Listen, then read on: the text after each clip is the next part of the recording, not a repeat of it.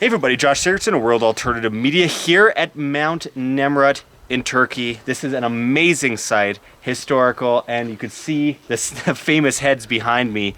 Don't go anywhere, you're going to want to see this video.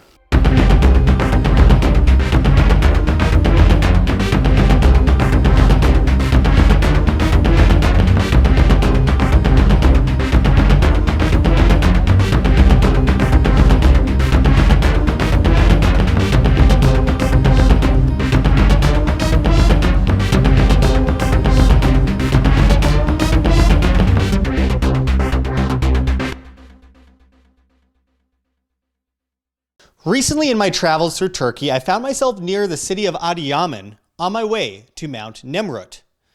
Mount Nemrut is one of the most intriguing ancient sites on Earth, nestled in the Taurus mountain range and intriguing millions of people over thousands of years. A unique site famous for depictions of Greek gods sitting atop a mountain. I could not possibly go to Turkey and not see this site. So on I went.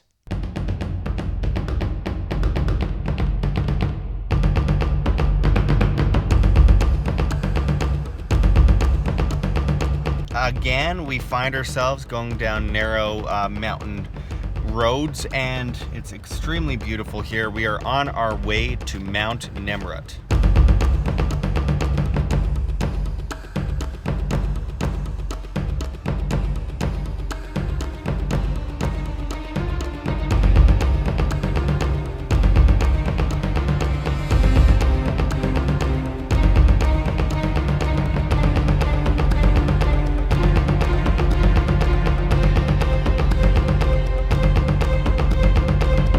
The road twisted and turned, and it was clear to me that the Turkish Ministry of Culture and Tourism had not yet invested in fancy roads at this site.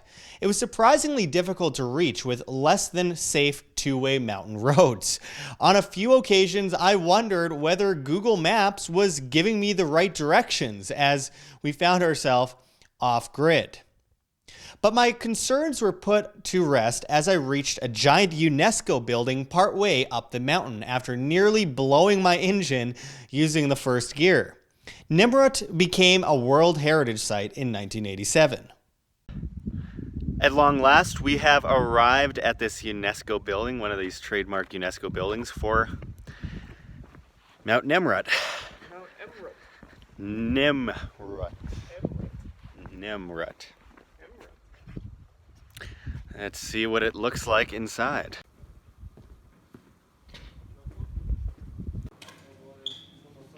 And this is the visitor center. All right, I've got my tea. We are here and beautiful view.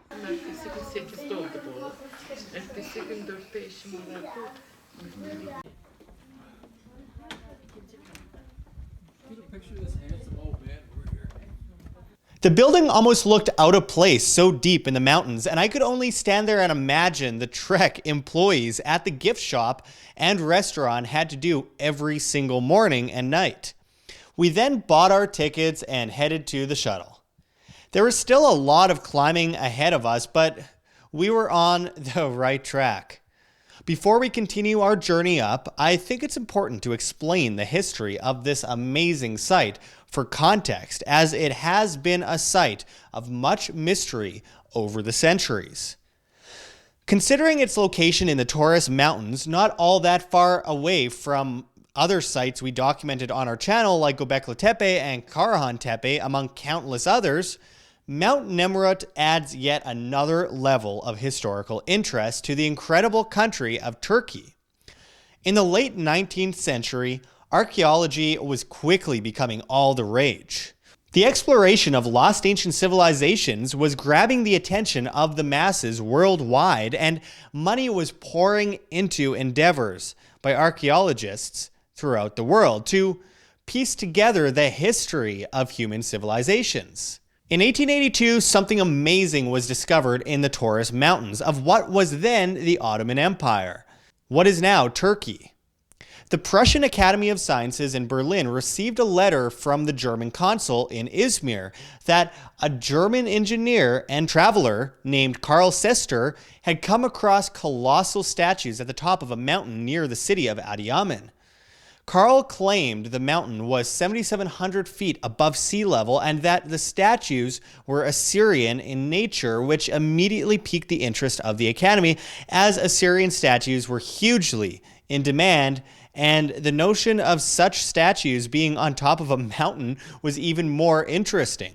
The Academy immediately commissioned Otto Puschstein to meet Karl Sester in Cairo, Egypt, and begin an expedition to the site to study it.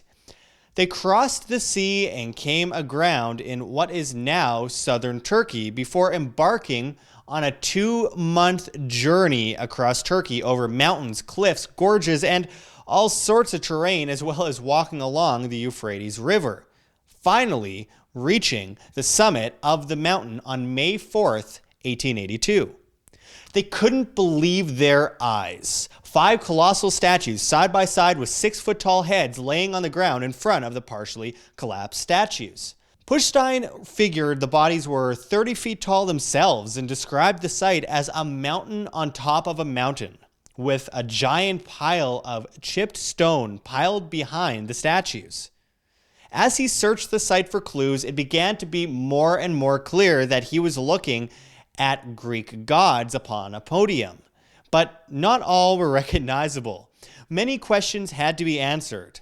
Finally, he came across an inscription on a stone that attributed the site to a king, but the story behind the site was heavily eroded on the rock. It was a disappointing development, but as luck would have it, Puschstein wandered off around the side of the mountain, only to come across the western terrace with an exact copy of the 5 colossal statues seen on the other side. Here he was able to piece together puzzle pieces, looking at a less eroded stone carved explanation breaking down the reasoning behind the site. The story of King Antiochus' ego came to life. King Antiochus, the 4th king of Commagene, was also known as the God King. The reason for this being that he claimed he was the descendant of Alexander the Great on his mother's side and Persian King Darius on his father's side. This, he claimed, combined the West and the East. He claimed to be able to speak with the gods, and his arrogance was famous throughout the region. He ruled the kingdom of Commagene from 70 BC to 36 BC. Thanks to his claiming he had a connection with the gods, he managed to form a rather large cult, the cult of Mithras, or the religion of Zoroastrianism. He wished to be worshipped himself as a god. Antiochus practiced astrology. He changed the calendar and linked the Commagene year to the Sothic Anahit, star of Sirius, and Hake, star of Orion cycle, used by the Egyptians. This makes one believe that Antiochus was knowledgeable and possibly endowed as a hermetic. In 62 BC, Antiochus commissioned the construction of a religious sanctuary on Mount Nemrut, 2,100 meters high. He wanted people to come to the mountain and pray to him. He wished to be up high and close to the gods. The site carries many statues of Hellenic gods, with King Antiochus included among them, again pointing to his vast ego. These statues are copied on both sides of the mountain facing east and west. The statues represent Antiochus, Zeus Oromazdes, Apollo Mithras, Helios Hermes, and Artagnes Heracles Eris. Antique processional routes radiate out from the eastern and western terraces, interestingly once again pointing to some pretty sophisticated knowledge. Antiochus called Nemrut the Hierothesian, or the common dwelling place of all the gods next to the heavenly thrones. He wanted to ensure he was not forgotten as the god he believed he was. A lion and an eagle was set in place on either side in order to watch over the gods. The inscription at the site says it's a sacred resting place where Antiochus the god king would be laid to rest, and his soul would join those of other deities in the celestial realm. The stones were definitely quarried and cut on site. There are stelas throughout the site hauled from another location of dark sandstone. The stelas seem to represent bringing east and west together. The stela were mounted on pedestals, in one row representing the reliefs of Antiochus's paternal Persian ancestors, while the other shows his maternal Macedonian ancestors. He used these stelae to justify his claim to the Commagenian throne. Antiochus instructed that every year after his death, great parties and festivities would be held at the sanctuary. This meant on the 16th of every month, and his coronation being celebrated on the 10th of every month. Priests would make offerings and did sacrifices on the altars to honor the king, as you see the altar right there. So obviously, it's just a delightful sight. Anyways, we made our way past an old rundown welcome center that if one showed Zahi Hawass, he'd date the entire site by it and claim Nemrut was built in the 20th century. Anyways, jokes aside, we climbed the crazy staircase and made our way first up to the western terrace. Just an FYI, there is quite a bit of climbing involved in this little journey.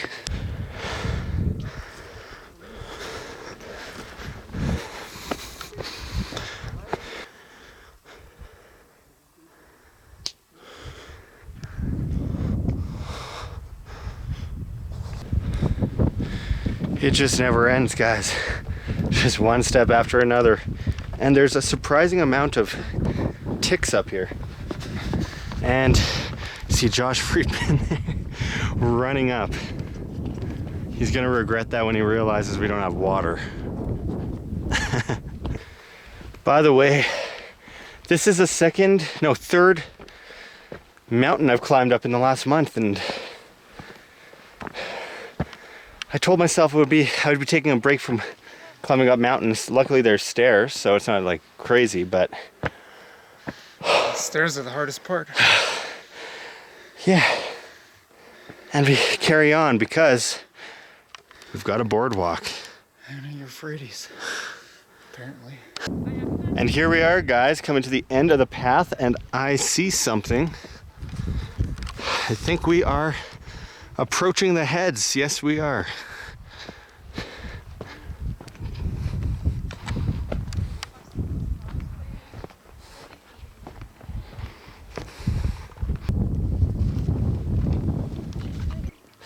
All right, we've made it to the famous heads after a little bit of walking, to say the least. And I mean, it's a beautiful sight. You got the Euphrates out in the distance. I mean, it's just a beautiful national park covered in these ancient ruins. This place was built as a well, they call it, a temple tomb, where a rather arrogant king, to say the least, had a gigantic memorial built for himself over here on the top of Mount Nemrut. It's beautiful. The heads, obviously, over time have found their way down here. There has been a lot of battle around this area, and these statues were heavily destroyed long ago, but it's great to see them so well preserved sitting on the ground, and they're more famous on the ground than they were on the statues before it. So I'm just amazed to be here. I find it beautiful, and I mean, you can't get better weather for after climbing up all these crazy stairs. If you pan around over there, you'll see just a ridiculous climb, a lot more of a climb than I had previously expected.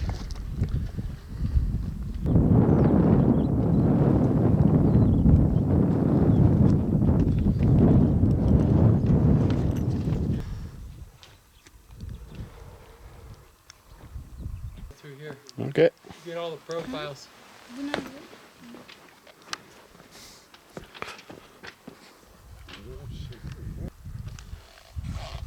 I'm loving how empty it is. I gotta note that if you look around this site here, you see enormous blocks piled up behind us, and a lot of the site was destroyed, And I did hear a tour guide saying earlier that much of the so-called retaining wall has not survived time, so they don't know how they built it. But I don't underestimate the power of kings. I'm not questioning the official so-called story here. Obviously, the official story is wide open for a lot of speculation because they don't quite know 100%. They just know that according to things they've read from the history books, I guess you could say, that this site was made in order to give a king a tomb. And it tells you about the arrogance a little bit of a lot of these kings throughout history, making people lug these darker rocks behind us, probably up the hill. These are not native to the hill, but the heads behind us look like they were made with the stone in the mountain right where we stand. And if you look closely over at the hill behind me, you see what looks like cuts out of the rock. So it appears that they probably cut it out of rock somewhere around here, around this area, in order to construct the statues. So it's pretty interesting to say the least. And you have so many things around here that are no longer there. You see these little squares all over the place that probably held things, and it looks like they probably held some of these, but some of the squares are quite big. I don't know, there's probably been robberies over here over time, though who on earth would want to carry any of these down this mountain?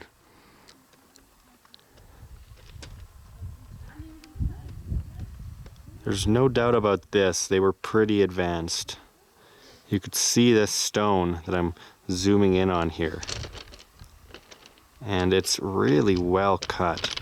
A lot of this is extremely well cut.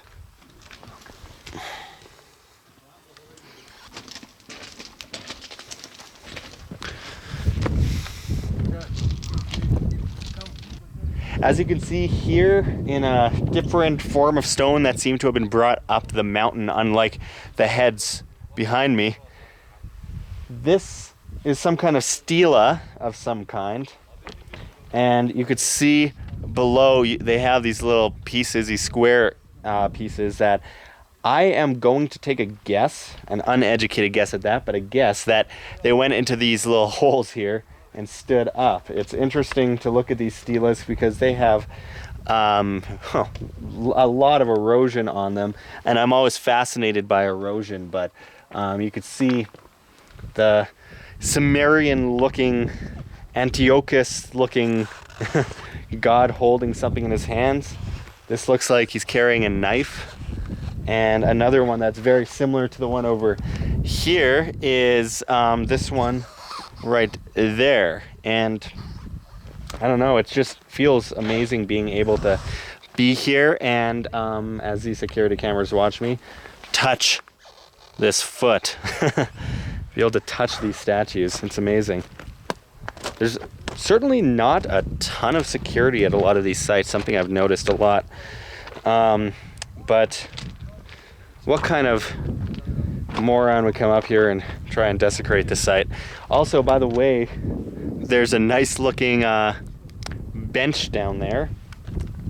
I think I might have a seat. You know, this rope isn't doing a whole lot, but nonetheless, let's walk down over here. There's no sign saying I can't, so on I go down here. But we do have security watching us, and I'll find out once I get down if I've done anything terrible.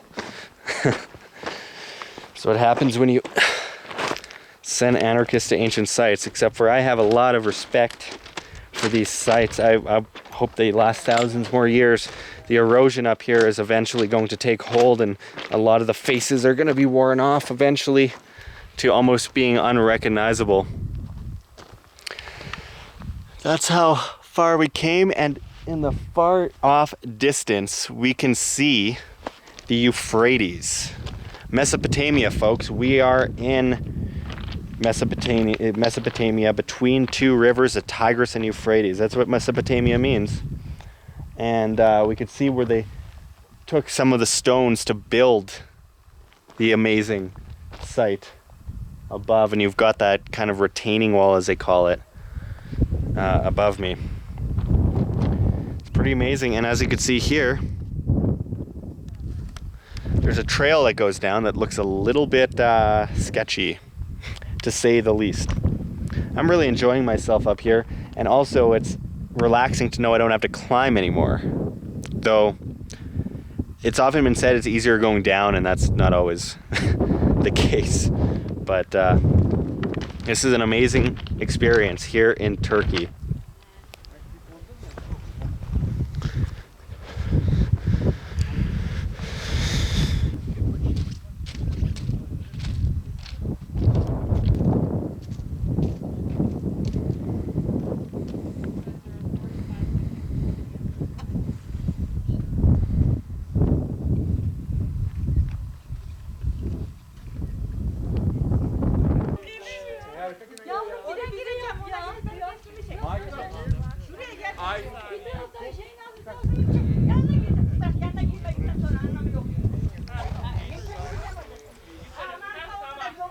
Now, these are some old steps. It reminds me a little bit of Greece.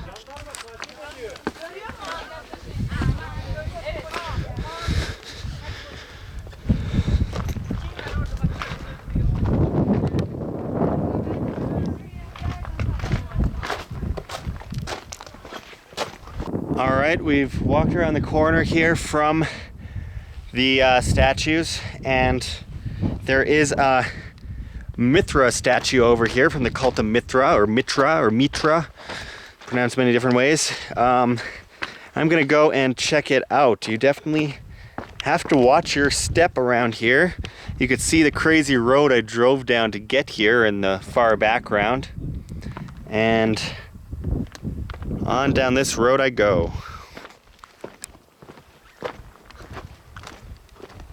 On a side note, I just bumped into a nice couple, one from England, one from Connecticut, who have been traveling around Turkey for the last little while, and Greece as well, and they said they have a boat, and they've been making almost the exact same journey I've been making recently. They were in Haran yesterday, much like myself, and just like a good example of, you know, there's a lot of tourism here in Turkey and it's really starting to pick up again, and we got to stop the fear mongering. There are issues, there are reasons to be worried, but also not as many as people think. Not at all, not by a long shot. I mean, look at this amazing place. I don't even know how to put it into words, guys. Truly incredible.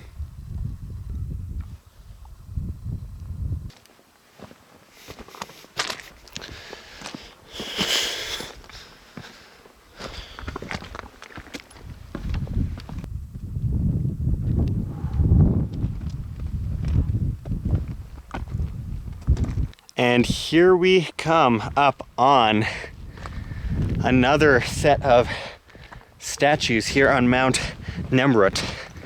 And more ancient stairs.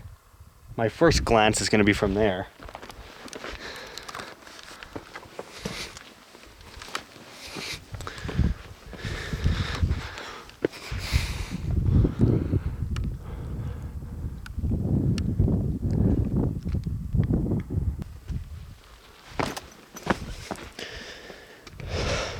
What do we have here? We have more statues, and for some reason I'm always fascinated by these ancient stairs. They're all over Greece, and I just have a need to climb them every time I see them.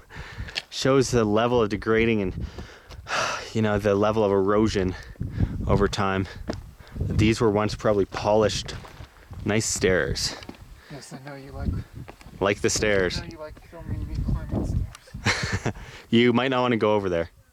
You just passed right over the rope, and some guy's gonna blow a whistle at you.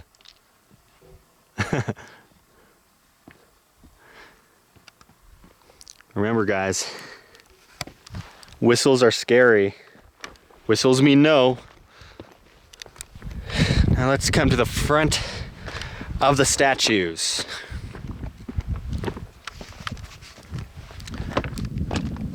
This really beautiful scenery naturally, and then This is probably one of the most impressive parts of this site. Look at the size of these.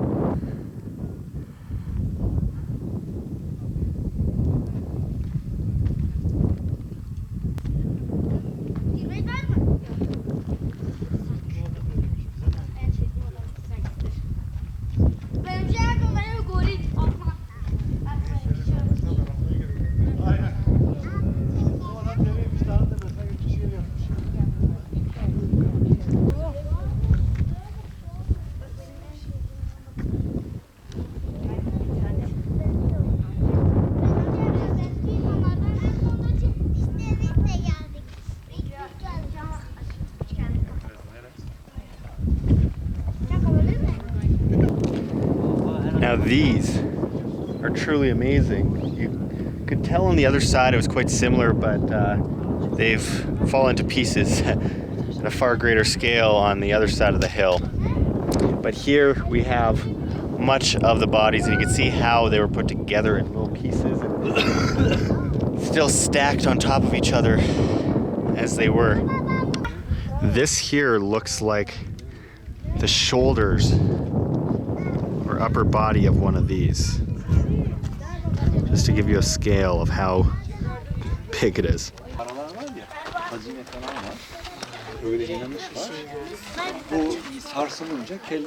Onlar da oradan.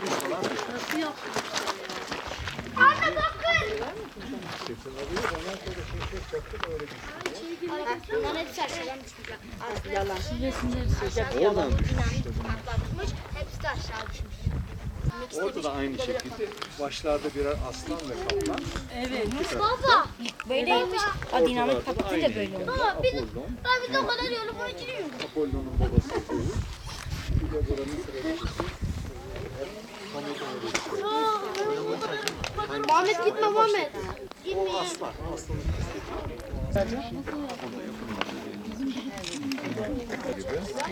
It would have been extensive construction, but you could see how they did it and how they cut in little portions and piled and piled and piled, and they probably put something in between it with little rods or something to keep them together, because obviously they're not just piling stones and hoping they don't blow over in the wind, and it does get quite windy up here.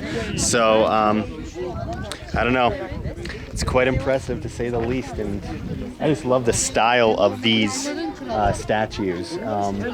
You could only imagine what they looked like when they first stood here. You could see what looks like shoulders and upper body of one of the statues here. And I mean, some had lion heads, some had bird heads, some had Zeus heads and Apollo or Apollon Mithras. Truly an amazing sight, all the way on top of this very tall, very high up mountain. You'd have to come to the conclusion that this very arrogant king came up here and enjoyed the view and decided this is where he wanted to be buried for future generations to see.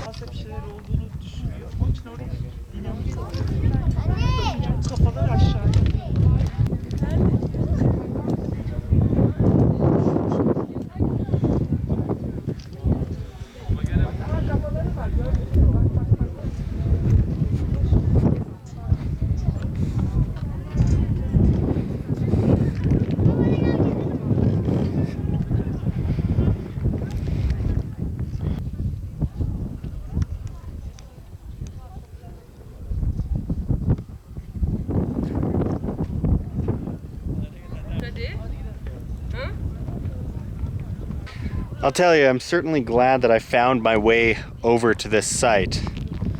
It's quite extensive, quite amazing, really lax, and it's a bit of a climb, but if you're able to climb stairs, then you'll find yourself at this beautiful ancient site. Certainly got a feel for the people who had to build this thing.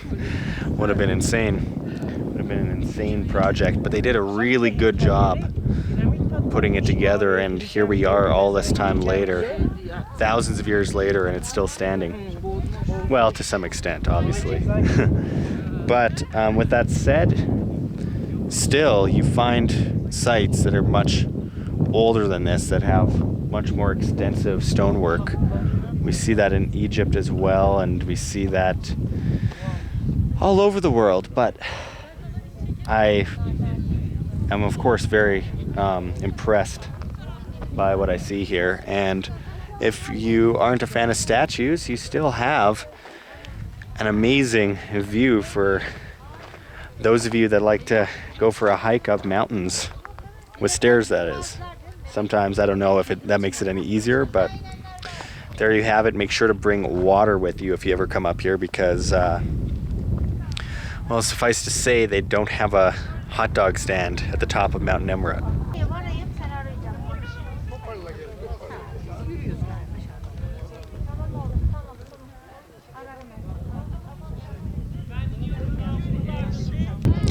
This is ancient Mesopotamia. You got the Euphrates, the Tigris not too far away, between two rivers. That's what it's all about, and it's amazing to step foot in this land because it's some of the most important land in the entire world as far as history goes, as far as we know so far. It's a little windy, guys, but I really appreciate you joining us for this video. It's been an amazing experience, and I hope to come back again, and I highly recommend you come as well. Don't allow fear stop you from experiencing real things. Fear keeps you from getting killed, but it can also keep you from living, and that's something that you have to play carefully. But this is an amazing sight, and anyways, I don't know what else to say, so for now I'll just say farewell and thanks for watching, everyone. Until next time, this is Josh Sigurdson signing out from World Alternative Media. Find the truth, be the change.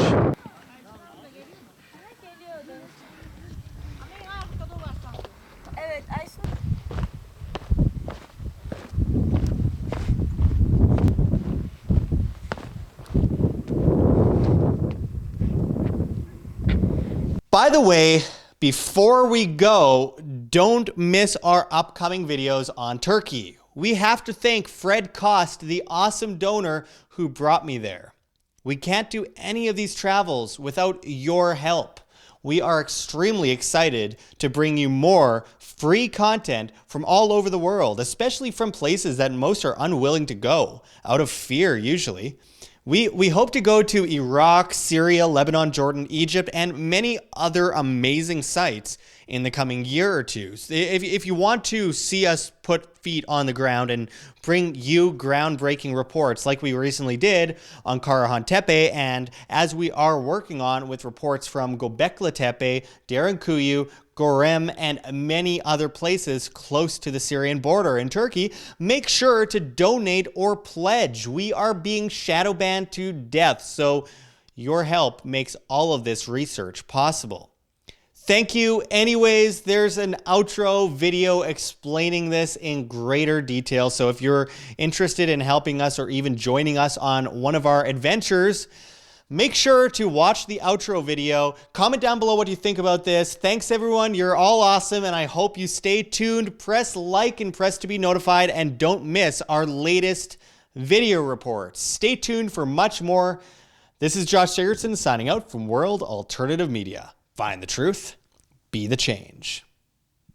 Like what you see here, Wham! Don't forget to check the links below. GoFundMe, Patreon. We cannot do it without you guys. Every donation is extremely, extremely appreciated as we're getting incredibly shadow banned. We've lost 80% of our audience since January of 2019 and counting. They are ripping us apart here on YouTube, and the only thing we could do in the meantime as we prepare for the next big step is to ask for help from the viewers that support our free information that we try to post on a daily basis. You can also find us on Subscribestar, where just $1 a month, that's all it takes, $1 a month is all it takes to truly make a huge difference. If everyone gave $1 a month, it would change everything for independent media, and we could win this information war, and we can defeat the mainstream medias eventually. And of course, on Subscribestar, we post subscriber-only content that you'll only see on Subscribestar. So make sure to pledge there, become a Patreon. That makes a huge difference, guys. And also, don't forget to check out our Bitcoin address below in the comments and description, as well as on the screen for you to scan if you please. And also, don't forget to subscribe to us on the alternatives. We will likely be deleted by YouTube in the next 2 years. It's already happening on a vast scale, so make sure to find us on float.app. That's flote.app. At Josh Sigurdson, as well as at Wham, W-A-M. Float.app is replacing every social media, and I mean, it's just incredible the opportunities it provides for not just creators, but for the average person who wants to get away from these nannies telling them what they can or cannot see. They plan to replace Facebook, Twitter, YouTube, Twitch, Tumblr, Reddit, and Patreon. You could subscribe to us on Float and pledge with cryptocurrency. It's really innovative. We are also on BitChute at World Alternative Media, as well as so many others, Minds, PocketNet. You can find us at World Alternative Media on Instagram. There's many options. And finally, don't forget to join us at Anarchapulco 2020, the famous event, the best liberty event known to mankind, other than perhaps Anarcho Vegas 2020. There are 2 major events coming up that we are extremely excited about, and you can use promo code WHAM, that's W-A-M, and save 10% on your tickets to these legendary conferences. There's so many amazing people speaking there. You won't want to miss it. So make sure to support in any way you can, even if it's just sharing our videos, pressing like, pressing to be notified. Anything helps, folks. You are the change you wish to see.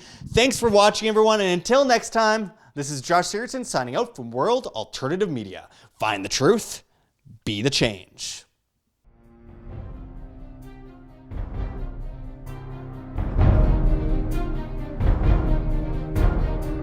I'm sure you have already changed people's minds in your young age because you're involved, and I like that.